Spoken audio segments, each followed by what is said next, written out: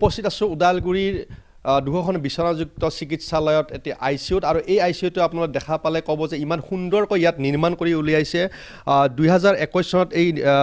ICUটো নিৰ্মাণ হৈছিলে আৰু 2022 চনত ইয়াত অসম চৰকাৰৰ মন্ত্ৰী ৰাজ্যিক মন্ত্ৰী তেখেতে ইয়াত শুভ উদ্বোধন কৰিছিলে 2022 চনত আৰু 15খন বেড আছে এই ICUটোত এক সুন্দৰ এক পৰিৱেশত ইয়াত নিৰ্মাণ কৰি থৈ দিয়া হৈছে আচৰিত হ'ব যে এজন বিদেশৰ এজন ব্যক্তি বিনোদ খোছলা তেখেতে ইয়াত 10খন বেডৰ ইয়াত তেখেতে ডনেট কৰিছিলে তাৰ পিছত বাকী অংশ অসম চৰকাৰে ইয়াত খৰচ কৰিছিলে কিন্তু কৰ্মচাৰীৰ অভাৱত বা যিকোনো হয়তো অভাৱতে এই ICUটো ইয়াত কাৰ্যক্ষম কৰিব নোৱাৰিলে আজি প্ৰায় 4 বছৰ অতিক্ৰম কৰিলে আৰু আশ্চৰ্যজনক বিষয় যিখন চৰকাৰে আচলতে কৈ আছে স্বাস্থ্যৰ ক্ষেত্ৰত শিক্ষাৰ ক্ষেত্ৰত সম্পূৰ্ণকৈ তেখেতসকলে ৰাইজক সহযোগ কৰিছে ৰাইজৰ লগত তেখেতসকল আছে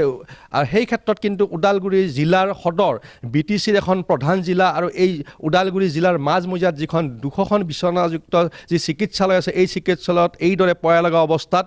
যিটো ICU পৰি আছে আচলতে আপোনালোকে দেখি বা শুনি আচৰিত হ'ব আৰু এই যিটো ICU এই ICUৰ কাৰণে আচলতে ইয়াত প্ৰতিটো দিনেই আচলতে যি সংঘটিত হয় ভাৰত ভূটান অঞ্চলৰ যি ইয়াত ভৈৰৱকুণ্ড বগামাটি এনেকুৱা ধৰণৰ ইয়াত বনভোজস্থলী আছে তাত বিভিন্ন ধৰণৰ ষ্টাণ্ট বাইকে হওক বা বিভিন্ন ধৰণৰ দুৰ্ঘটনা হয় আৰু দুৰ্ঘটনা পতিত হয় ইয়াত ICUৰ অভাৱত বিভিন্নজনে এতিয়া তেখেতসকলৰ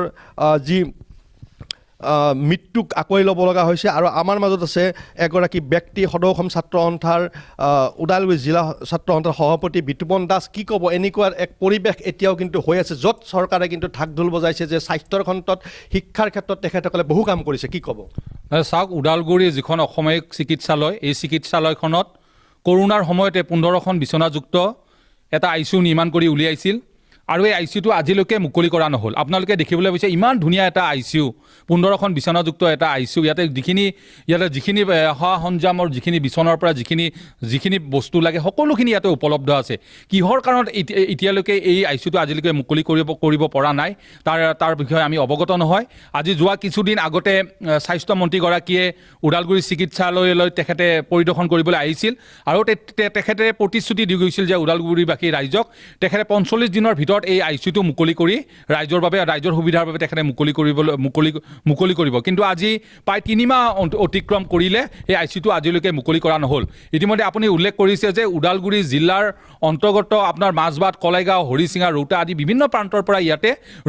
ৰোগী ইয়াতে চিকিৎসা প্ৰদান কৰিবলৈ আহে ৰোগীসকল ইয়াতে আহে এতিয়া আপোনালোকে দেখিবলৈ পাইছে যে এতিয়া ডিচেম্বৰ মাহৰ পৰা আমাৰ প্ৰায় 10-15 কিলোমিটাৰ দূৰত আমাৰ ভৈৰৱকুণ্ড ভাৰত ভূটান সীমান্তত ভৈৰৱকুণ্ড এটা বনভোজস্থলী আছে আৰু প্ৰায় 30 কিলোমিটাৰ দূৰত বগামাটি বুলি এটা বনভোজস্থলী আছে তাতে সঘনাই আমি দুৰ্ঘটনা পতিত হোৱা দেখিবলৈ পাব আৰু দুৰ্ঘটনা পতিত হোৱাৰ পিছত বহু যুৱক ইতিমধ্যে এই ICUৰ অভাৱত মৃত্যুবৰণ কৰিবলগীয়া হৈছে কাৰণ তেখেতসকলে চিকিৎসালয় অহাৰ পিছত তেখেতসকলে তেজপুৰ বা গুৱাহাটীলৈকে তেখেতসকলক ৰেফাৰ কৰে তাৰপিছত তেখেতসকলে হয়তো কিছুমান গাড়ীতে ঢুকায় কিছুমান হয়তো গৈ নাপায় এনেকুৱা ধৰণৰ অভাৱ হয় যদি এই ICU কেইটা যদি